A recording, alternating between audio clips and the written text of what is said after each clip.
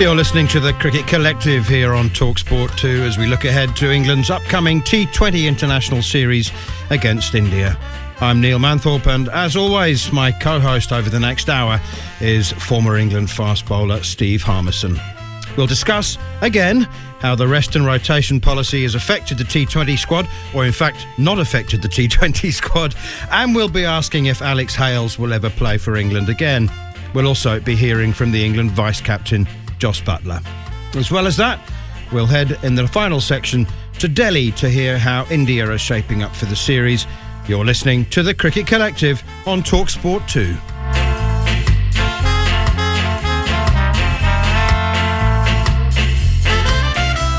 Well, Harmy, there is, as I said, an awful lot to discuss. Let's start on the field.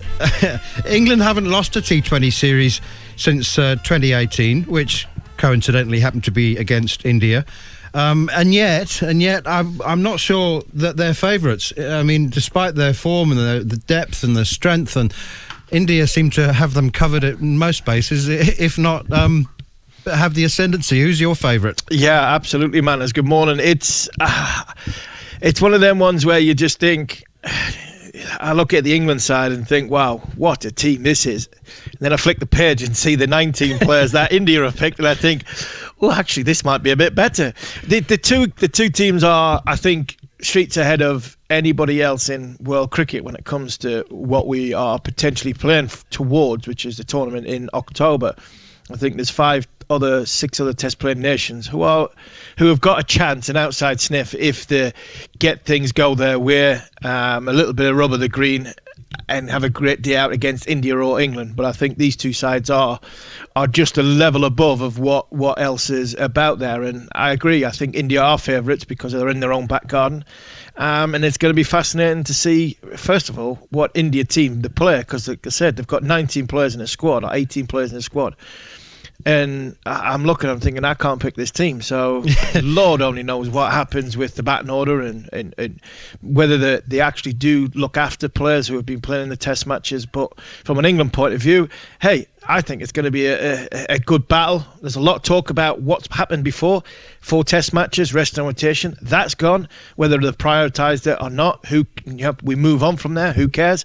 We're looking forward to an absolute humdinger of a five-match 2020 series, which we could see 200 plus total many times in this series because of the batting that's on show. And we'll just focus again on the Indian groundsman and the preparation of pitches, and then we'll see that they really can prepare flat ones. I mean, you look at that Indian squad, and it's quite difficult to say, well, he's obviously a reserve, he's a reserve, he's a reserve. England are going with a squad of 16, which is one more than they're allowed for the T20 World Cup, which takes place in October, November at the end of the year. And you look at it, you can see a couple of names like Sam Billings, Topley, maybe Mark Wood, I don't know, but you sort of think, well, they're probably not in the starting 11, but that is Owen Morgan's top squad, isn't it? That's his top 16, or is there anyone missing? No, I think this is it. Somebody might just come left field out of nowhere, but I'd be very, very surprised. I know we're going to talk about Alex Hales. I don't think he's in the equation anymore. I think it's between Liam Livingston, Reece Topley, Sam Billings. I think it's two of them three who will board the plane to India in October, and I think the rest have got their bags packed. This squad covers all bases. Like mentioned before, haven't been beaten in a series since 2018. They're a strong unit, they're a tight unit, they're a together unit, and that's something else that's going to be mentioned a bit later as well. That this team has a good bond, and this is what a lot of us wanted the test team to have, which was go through passages and periods where things might not have gone so well, but we come out the other side and we are stronger from it. And I think that's what Owen Morgan's built in a 50-over format to get him to the World Cup final in 2019 and win. And I think he's built it in 2017-18 in the 2020 format to why this is a formidable unit. And it's been more or less the same players that have been involved and also starred. Owen Morgan's treating this as a dress rehearsal for that T20 World Cup because we know it takes place in India. at the end of the year. He wants to. I mean, he's already carved himself a very impressive place in cricket history. As the most successful, one of England's most successful captains ever, the winning the World Cup. He wants to build on that even further and become the first man and the first country to be the holders of both World Cups, T20 and ODI. So he is using this as a dress rehearsal. And I haven't had any indication of whether he's intending to use all of those 16 in the 5 matches in his squad. I get the impression, though, that he wants to win, and that is build the winning habit, have that winning mindset when you go back to India. But it's awkward because it's 7 months away, and there is so much water to flow under the bridge. Not least the full English summer and the IPL, which takes place at the end of this series. So, is he sort of, getting his boat to the starting line a little bit early? You could say quite possibly. I think there's going to be there might be a little bit of to and fro, and depending on how we sort of go in and come out of COVID bubbles throughout the summer, where he's rightly saying this is possibly the last chance I'll get with this group. Whether he plays all 16, I'd be very, very surprised, and I mean that off experience of TalkSport 2 had the South African series before it was curtailed short. Man, as you were out there in South Africa, we were on the 17th floor in the TalkSport building, and he played 3 games with the same side. He wasn't interested in giving anybody a game. We're going to go and win. Going over to South Africa, no matter what the opposition look at, or what the opposition are doing, this is about us winning cricket matches, and he did that. I don't think he made a change. I think he kept the same side for most of the 3 games. So I can see him doing the same. And there's a lot of talk, and I've been quite vocal and having a go at the rest and rotation policy. But from Owen Morgan's mind, he's right to stand up and say, right, this is what I'm planning for. Joe's planning for his big series, which is the Ashes. I'm England captain. I want the best team I possibly can for India. Joe's probably said the same, and it's up to the selection and the management panel to a roadmap which goes back into a normal life, where I see this roadmap that he wants to get to the final of the T20, and because of that, I don't blame him. I've got disagreements, but I don't blame him for wanting that. So from that point of view, the pressure's on. He has to go and win. So I can see him playing his best side in 5 out of 5 games to try and beat probably the only team on paper that are probably stronger than them come October, November. Yeah, no, there's no question. In England and India are streets ahead of everyone else at the moment. And it just seems, I think I'm not the only one here, it just does seem that Owen Morgan's I want my best team carries more weight and authority than Joe Root's I want my best team. On that subject, and this is one that I know gets your heckles raised, but Josh Butler earlier this week said, he was asked a question directly that he and a couple of the other big stars might well miss the first Test match of the summer against New Zealand, maybe even both Test matches against New Zealand if they stay on with the IPL. Josh Butler says there's no perfect solution. We all know the benefits of the IPL.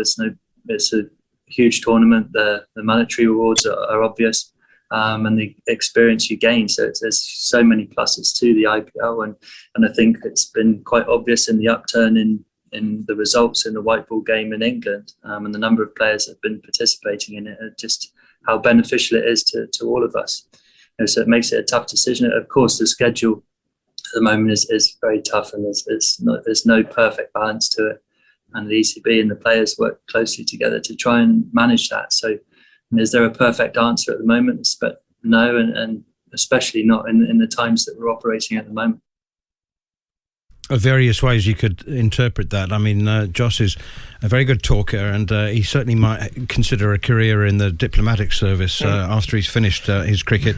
He does. I mean, he mentions the financial gains. One thing also is important, Harmy, is that these 2 Test matches against New Zealand don't count towards the World Test Championship. Well, it doesn't matter now because the finalists have been decided. But they were a late addition. ECB needed a couple of Test matches to kick the summer off, and the IPL fixtures hadn't been announced by then. nonetheless, there are lots of people. I don't know whether it would be the majority or not. Maybe there's an age an age restriction, but most people would say, you know what, Test cricket should be your priority. Absolutely, Manners, and I'm one of them old fogies that says that, because, and I understand that the two games of the 2 Test matches are late into the calendar, but I think there's a duty when you are a centrally contracted cricketer of the England cricket team to be available for all Test matches. Especially if you're a red ball contracted player, you should be available for Test match cricket. That should be a given. That should be non-negotiable. Even if we're putting 2 Test matches in the middle, you can come out and go back in. Yes, we're living in a different world with the COVID stuff and that. I understand that. I really do. But at the end of the day, it's the cake and eat it stuff. You know, IPL has got so many benefits for more than just money. Money is great, fantastic, and I do not begrudge these players getting it, because I've been a big advocate for saying we should be playing the IPL. We should be playing as much IPL cricket as we possibly can, but not to miss Test matches. That for me is the ultimate. The ultimate in cricket at the start of your career is to play cricket for the England cricket team. And the Test matches is what you're remembered for. Big series, and I've always said, Manners, the biggest thing you're remembered for when you're finished is how many Test matches you've played, how many wickets or runs you've got, and how many times you've won the Ashes from an Englishman's point of view. Yes, Kevin Peterson talks about how good it is to win in India, but Ashes cricket and stuff like that, Test match cricket is the ultimate for me. And I do not believe that anybody should be playing IPL cricket all the way through if there's a Test match. The problem for England is if Rajasthan Royals get to the final of the IPL, the ECB are going to come under so much pressure, it's going to be ridiculous from the outside. And just as a final thought before we go to a break, it could well be that New Zealand have a bit of a B team on the field as well. You know, we could have a Test match with, you know, I don't know. I mean, over half a dozen players, maybe as many as 10 players missing from both teams. Anyway, but if that happens, then that's the beginning of the end, start of the demise of international Test match cricket. Absolutely, I couldn't agree more. Sadly.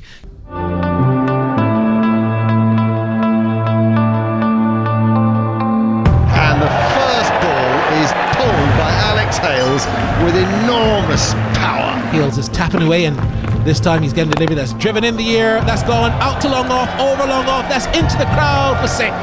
6-4 goes Alex Hales. That is a boom boom of a start. We all know what a brilliant player he is. So if he can be reintegrated into the side and playing well and warrant selection, then for that.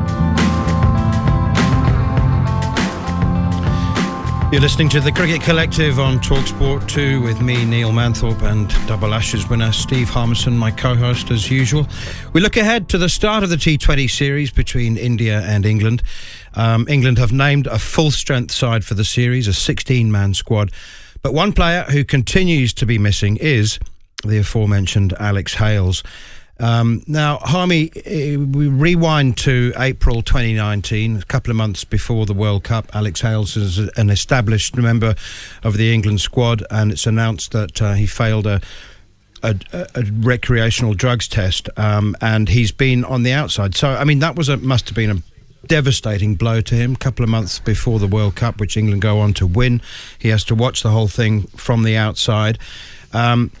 But as an outsider myself with no inside knowledge, it seems to me that being an outcast for so long after a drugs test, and neither of you or I want to get into any amateur moralising about how important a drugs test is and recreational drugs, and it's not really for us to comment. I mean, except that it's against the rules, and the rules and regulations are in place and they're quite clear. But we're just in recent weeks reading that Alex Hales says that he's texted Owen Morgan. Morgan acknowledged that he had received a text but hasn't picked up the phone and spoken to Alex Hales.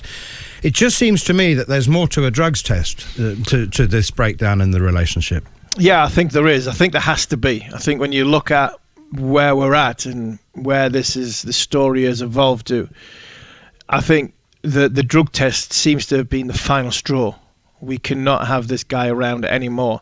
And whatever's happened in between times, behind closed doors, has been enough. It seems to have been enough for the Owen Morgan, the England captain, for Ed Smith, the England selector, Tedder selectors, and the management group of the England cricket team to say, enough's enough. We are not prepared to have him around anymore.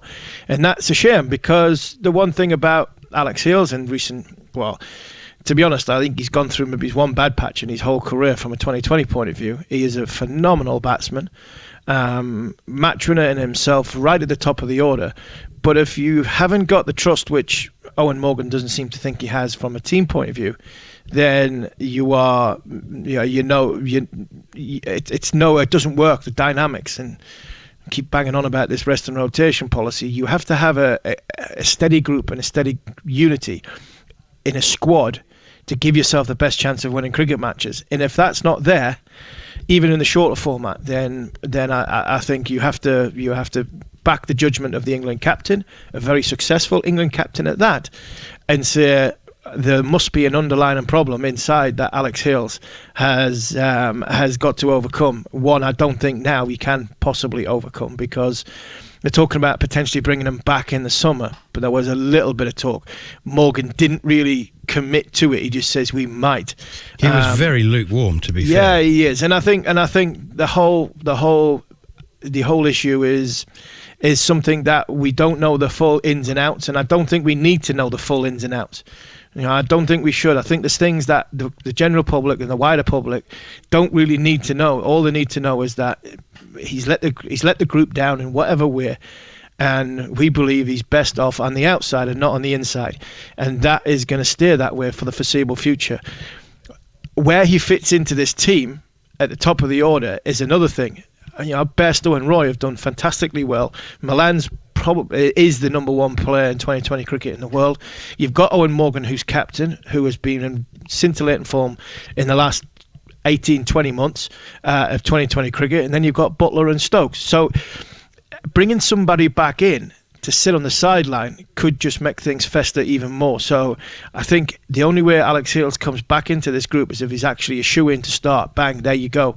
And at this minute in time, like we said, right at the top of the show, manners, it's difficult picking the Indian team, but it's nearly as difficult to get into the England team as well. So I think all that's gone into the melting pot, and I think Owen Morgan has got it in his head that this is a selection headache I do not need as an England captain. We're on a journey. It's working. Don't see the real need to change it. And if somebody is causing has caused us problems in the past, if we don't need to bring it back in, then we're quite happy where the way the train's going at this minute in time, chugging along on the tracks, and everything's going rosy. Why do we need to upset that? It does have similarities, doesn't it, to Kevin Pearson's ejection from the Test squad. There were those who said, look, if you're throwing him out, he's England's best batsman, he's one of England's greatest ever. If you're throwing him out of the team because he's a disruptive influence, that says as much about your inability to manage as it does about his disruption. And it's a similar a similar thing, isn't it? I get that. Sorry to cut you off. I get that. But this is not Kevin against. I'm trying to say it. This is Kevin. Kevin had an issue with the Strauss stuff, with the text messages. Yeah.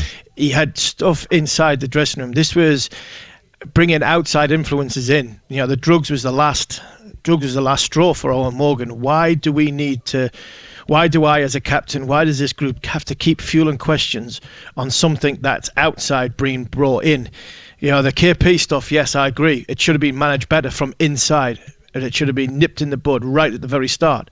But actually, this is Owen Morgan nipping it in the bud and going, right, enough's enough. Yeah. Not going through the saga of the Kevin Peterson stuff. This is my stance. It hasn't changed. He's a fantastic player. He's playing very, very well at the minute. But my team are going well at the minute. I can't fit him in. I don't want to consider him because he doesn't fit into the group. So why do I want to bring something outside and a whole new can of worms to open when I don't really need that headache? Yeah, well, exactly. I mean, there'll be those who say, how disruptive can he be? You just put him at the top of the order, let him smash 50 or 60 off 30 balls, and then, everyone else can get on with it. But it doesn't work like that. No, it doesn't. Even in T20 cricket. By the way, in case you missed it, Harmy, this is what Darren Goff had to say about it a couple of days ago. What they're waiting for, he's got his best team apparently available for this trip to India, because this is where the dress rehearsal for when the World Cup is. So why isn't he there? Why haven't they had that conversation? It's been nearly 2 years, Aid, since he last played. Does it remind you of any cricketer that was frozen out of the England team probably 2 or 3 years too early? Or yeah, it reminds you of anybody? Absolutely. Yeah, KP. And this is exactly the situation again. What he did was wrong. He failed that a drug test, didn't he? For a recreational drug, that was, by the way, ahead of the 2019 World Cup. Now, a massive loss for him individually, because England went on to win that World Cup, where Alex Hales would have been a big part of it. That was a massive, massive kick in the teeth for him to miss that. And rightly so, by the way, after what he did. Okay. But surely the conversation should have immediately begun after that World Cup about getting him back into training, getting that trust back. But all I keep hearing from everyone is but to regain the trust. Well, let me assure you, from being in a dressing room, he would be welcomed back in by the players 100% 2 weeks after what he got kicked out of the team in the first place for, because they stick by their teammates. And he would have been welcomed back in and given a second chance. Oh, tell us what you really think, Goffy. Tell us what you really think. Seriously, I mean, he's an incredible player, Alex Hales, in 50 over and 20 over cricket. And the stuff he's done and the innings that he's played, you do sort of think that Goffy's got a point there. And just sort of fairly briefly, and I don't know whether you can sum this up briefly, but if any player is as much of a problem as... So he walks into the change room and half the room goes cold. It's a more complex than just what he can do with bat and ball, isn't it? Absolutely. I'd love to have been sat across from room from Goffy and our 17th floor throwing things at each other, because I'd had a massive argument. I can understand what he's saying. Yes, completely. That tells me there's something wrong. There's something in there not quite right with Alex Hales in the England cricket team, and that's why he's not coming back in. To sum things up in a way, he's got to he's got to find a place in the top two. Now, in the top two, Johnny Bairstow's had the last two IPLs, the half-decent IPLs, and then you've got Jason Roy, who was probably not in ultimate form as a white ball batsman in recent times for England. He's in decent nick, but not hit the world like he can do. But it means dropping Jason Roy. Owen Morgan's not going to do that, because Owen Morgan is very close to Jason Roy. He trusts Jason Roy to go out there, and he trusts him in the unit. So what Darren's saying, yes, fine, not a problem. We all live in this great world. But unfortunately, because of what Darren's saying, there has to be an underlying problem inside a dressing room. And that's why Alex Hales is not in. Talk about how good a player he is. But there's something in there that we are not privy to, is why Owen Morgan is keeping him at arm's distance. And I trust the England captain.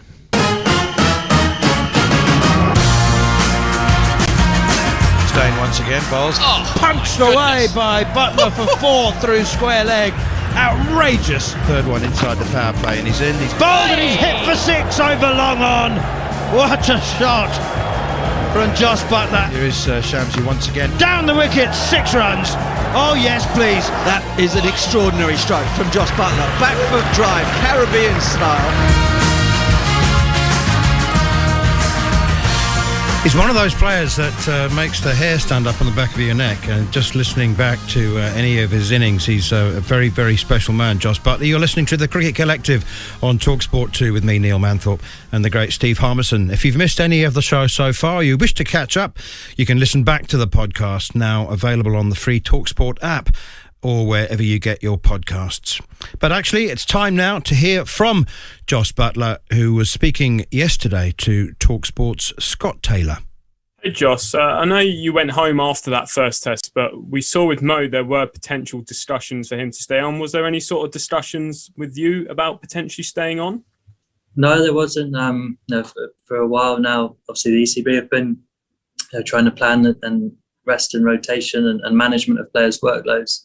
So for a while before the series, that was sort of in place and in plan as with everyone. So no, there was no more conversations around that as the tour sort of rolled on. And there's been a lot of criticism about this rest and rotation policy, but can you just give us an insight into what it's like being on tour? Because it's easy to criticise it when you're at home with your family around you, but what's it like during a test tour, particularly when it's not going as planned, when you're in a hotel room by yourself, essentially? Yeah, I think we're all learning more and more about it. I think we all understood from the summer the challenges the bubble presented. It's probably even more so in England when some guys are 20 minutes down the road from their families, so you don't see for 2 or 3 months. So there's big challenges of it, and I think it's been much talked about how we can best look after players, and in what is an incredibly packed schedule at the moment. So naturally, I think even in normal circumstances, you'd be looking to manage players' workloads. You'd be looking to build a large group of players, a big squad of players who would be able to compete across all formats, in all the cricket that does come up. And I think it's rather prevent problems than react to them. And I think the ECB and the players are working closely together on that. And I think we need to get away from the idea that you just go until you break and then we leave players behind. There's so much cricket coming up. There's obviously a huge carrot of the Ashes at the end of the year. You need to be getting to that point with players in the best shape to be able to go and perform in that series, as opposed to being burnt out and no longer wanting to be in that environment. But fingers crossed, hopefully that we're coming towards the end of the pandemic and bubble life potentially as we know it. So hopefully when you come to the end of the year, that we'll be in a different place for everyone in the world, and especially in these bubble environments. Yeah, and just talking about the pandemic itself, we saw last year when you were at the IPL, you had your family out there with you. Has there been any sort of communication from Rajasthan since it's being played in India this year about whether you're allowed your family out there with you? Yeah, Rajasthan been very good about discussing families and trying to look after players as much as they can. I was very grateful that they allowed me to take my family to Dubai last time.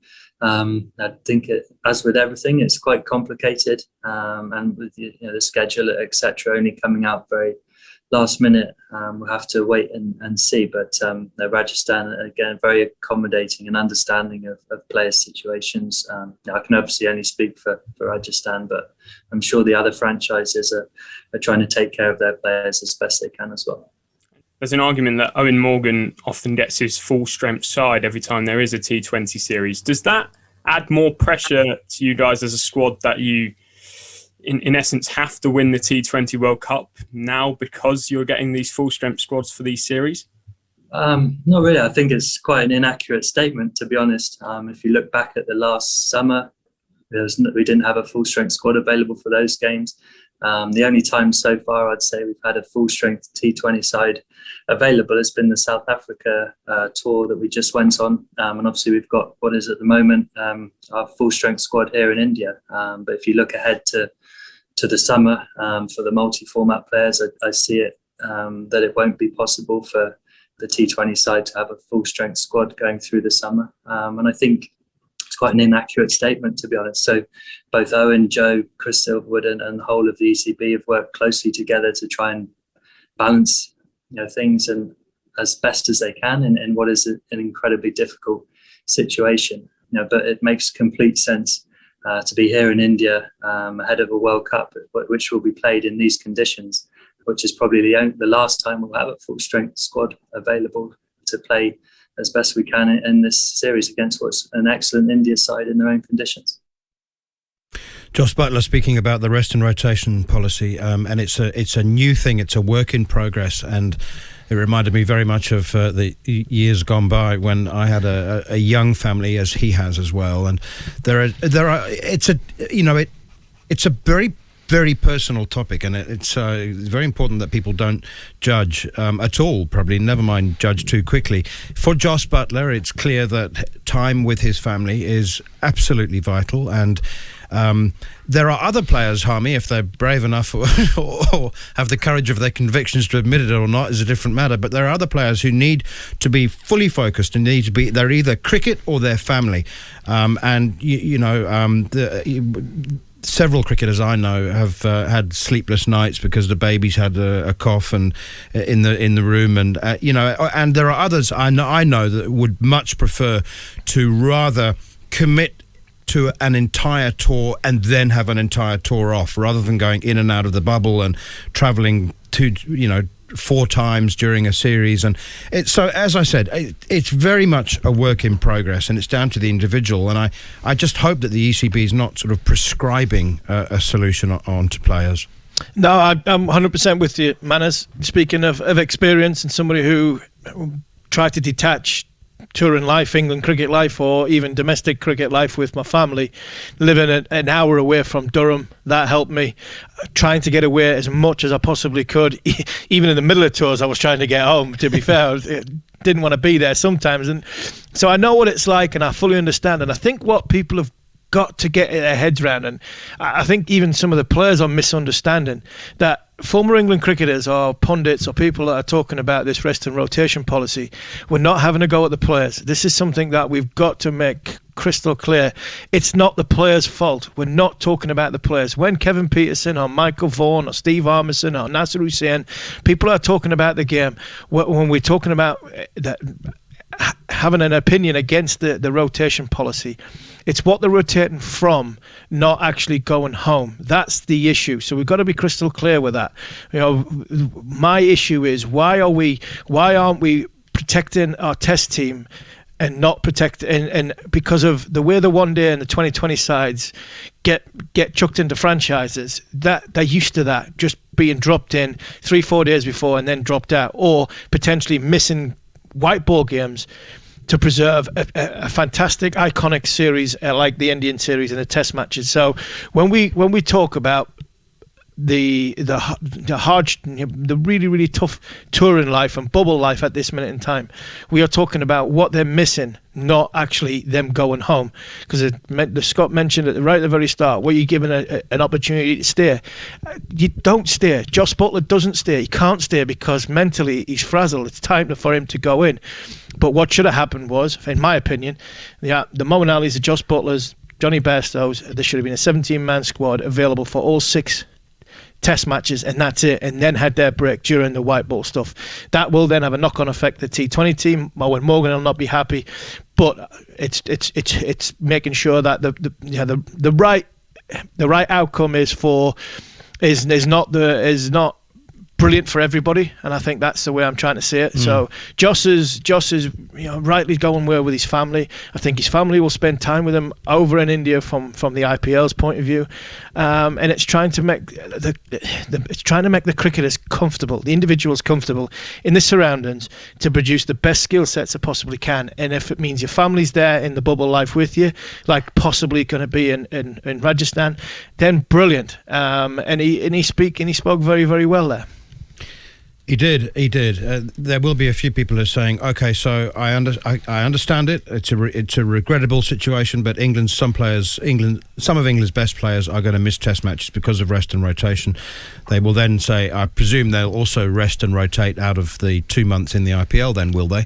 And the answer, of course, is no. Is no. Hang on, let's hear from Liam Livingston, who was the second highest run scorer in the Big Bash in Australia, and he's also part of the Rajasthan Royals setup. He's one of the England squad players as well, and this is him talking about how beneficial it is playing in domestic T20 competitions. I've spent time in an IPL, played 2 big matches. I've been in South Africa as well as Pakistan. So I guess playing with all the different players around the world.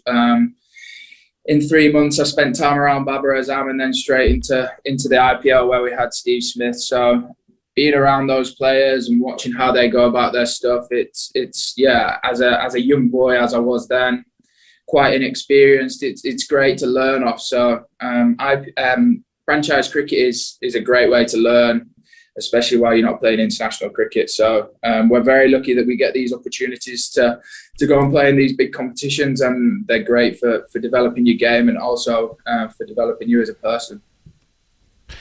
Yeah, it certainly does develop your game and develop your person. I mean, he's as he's mentioned, he's played domestic cricket, T20 cricket in 4 different countries. And there is the financial aspect as well. And it seems, Harmy, that we're sort of up against it when we think that that's not the way the game is heading inexorably.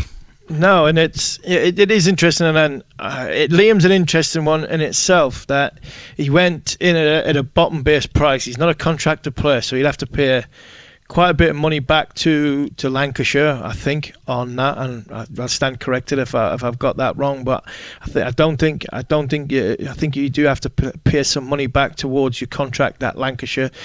I think Liam's missed a trick here, and I think but that's hindsight's a wonderful thing. England have really struggled, top 3 in Test match cricket. There's going to be a whole host of red ball games between now and the first Test match when the season starts. Liam Livingston played 56 first class matches and he averages 40, just under 41. He's got 7 first class hundreds. If he had said, and he's captain of Lancashire, he goes into Lancashire and says, or into the management of Lancashire and says, I want to bat number 3 in these first 6 matches. I want to try and get a test spot, or put myself in a position to sort of really put pressure on the top 3 of the England cricket team in an Ashes year.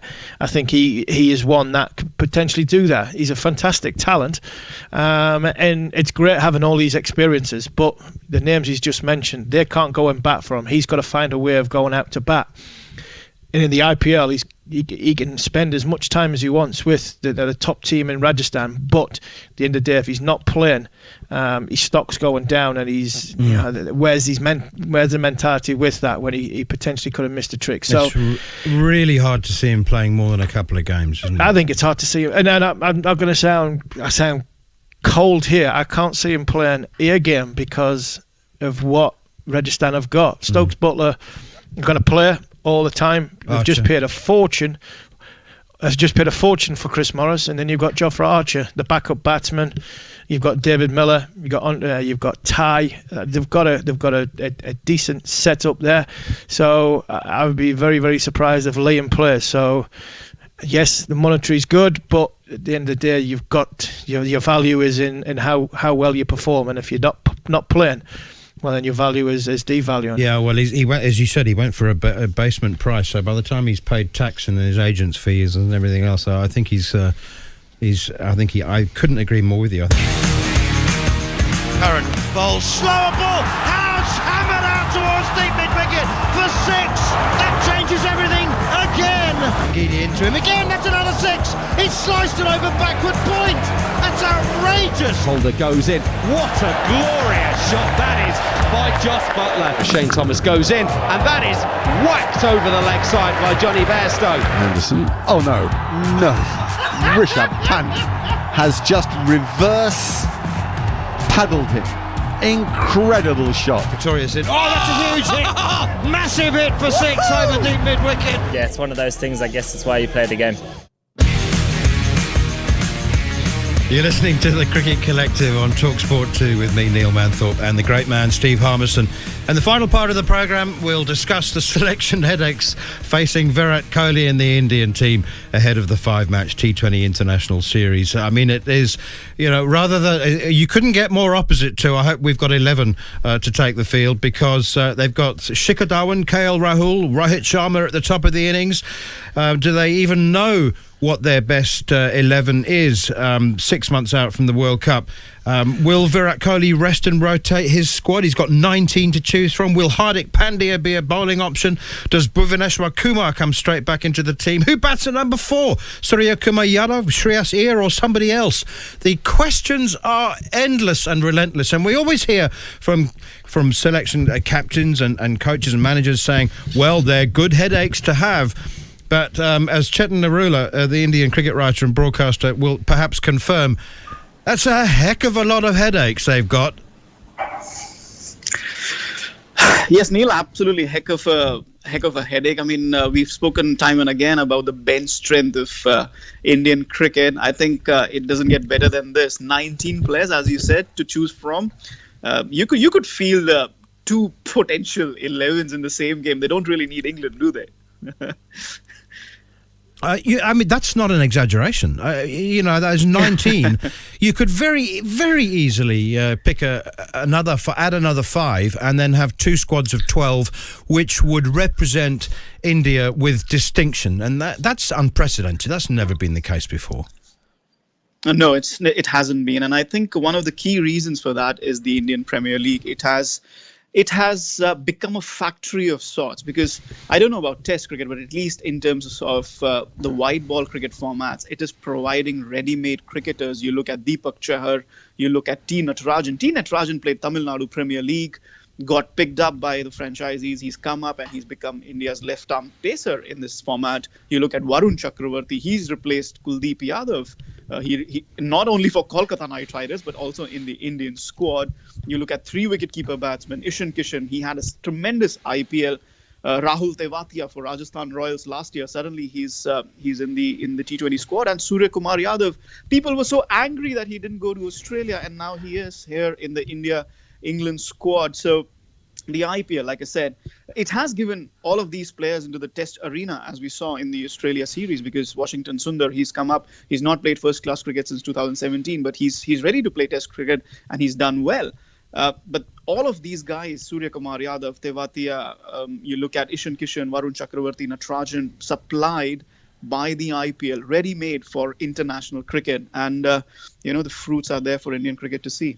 And Jane, we talked earlier, me and Manners, about England, and England have got 16 players out there. Will they pick their best side? Well, they did in South Africa, so I think England are going to go strong for all 5 games. Is that going to be the case for India? Because all them names we've mentioned, are they going to try and see who is their best options for the T20 World Cup? Because in front of me, I've got 19 players. I've got 1 to 11 written down. I've got Rohit Sharma at 1, Virat Kohli at 3, and I'm struggling to pick the rest because of how strong it is. Is it a case of an audition for the India cricket team for October? Yes and no, Steve. I think for the first 3 matches, while the series is on the line, they will pick their strongest 11. India doesn't do a lot of experimentation apart from 1 or 2 spots. That's not the way they play their cricket. So the first 3-4 matches, they will go strong. What happened in the 2019 ODI World Cup, in the build-up to the 2019 ODI World Cup, was they used both white ball formats as an audition for picking their final squad. So we could see them using the ODIs as the experimental ground. There is also potential of the Asia Cup happening in June. While India will be busy playing the World Test Championship, there's talk of a second-string Indian team going to Sri Lanka and participating in the Asia Cup, so that could be the experimental hotbed. So a lot of white ball cricket yet to play for India. So I think right now, as the 6 months start winding down to the T20 World Cup, I think India will choose their first choice 11 out of these 19 players, the best combination possible, at least for the first 3 or 4 games. And depending on how the series is placed, then maybe in the 4th and 5th T20 or in the ODI series, like I mentioned, they could do some experimentation. And as for your batting lineup, I can confirm that KL Rahul will be opening the batting with Rohit Sharma at least. And we've touched on the batting, the bowling. It's great to see Bhuvaneshwar Kumar back in the squad. How fit and how much form has he had coming in? Because I think he was up until about 2 or 3 years ago when he was fit and firing. He was one of the best new ball bowlers in the world. Yes, I think it's been a long fight for Bhuvaneshwar Kumar. He's been riddled with injuries. He's bowled a lot in ODI cricket up to the 2019 World Cup. Since then, injuries. It's been all about that. But ever since he's been injured the last time, he's played quite a bit of white ball cricket for his domestic side, Uttar Pradesh. He's participated in the IPL, had a bit of a break. Then in January, he played the T20 formats. He's been playing domestic ODIs recently. So he has the bowling fitness. So that's why he's in the squad. And with Jasprit Bumrah missing, I think he becomes the experienced bowler for India. So if he's fit and raring to go, I expect him to start along with Deepak Chahar.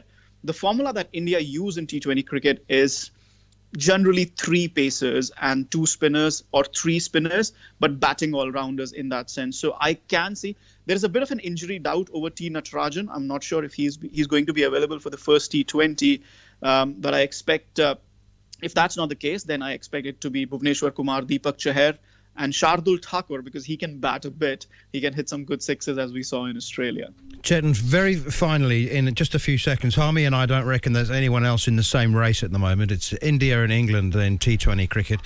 Do you see anybody else in the same race? Pakistan, New Zealand, anybody? If it's a T20 World Cup, maybe West Indies, because they're perennial favourites. You cannot rule them out. They have the best T20 cricketers. I think if I have to predict the semi-finalists right now in March, India, England, West Indies, and maybe New Zealand. Cool. Thanks, Chetan. Thanks for your time. Lovely to chat. Pleasure. Well, Harmy, it's... I don't know whether you think Owen Morgan's, because of the seriousness with which he is taking the series and the squad selection, everything, he's put a little bit too much. Pressure's the wrong word, but he's there's no experimentation going there. He's gone with the top team, and the expectation is that they're going to win, and that's it. Yeah, rewind to 2019. Owen Morgan was asked a question in England: "Is the pressure on you because you're the host?" And he went, "Yes, and we're going to enjoy being favourites." I think Owen Morgan thrives on pressure, and I think he's going to enjoy leading England out, a strong England out in India, and I wouldn't put it past them to get a victory.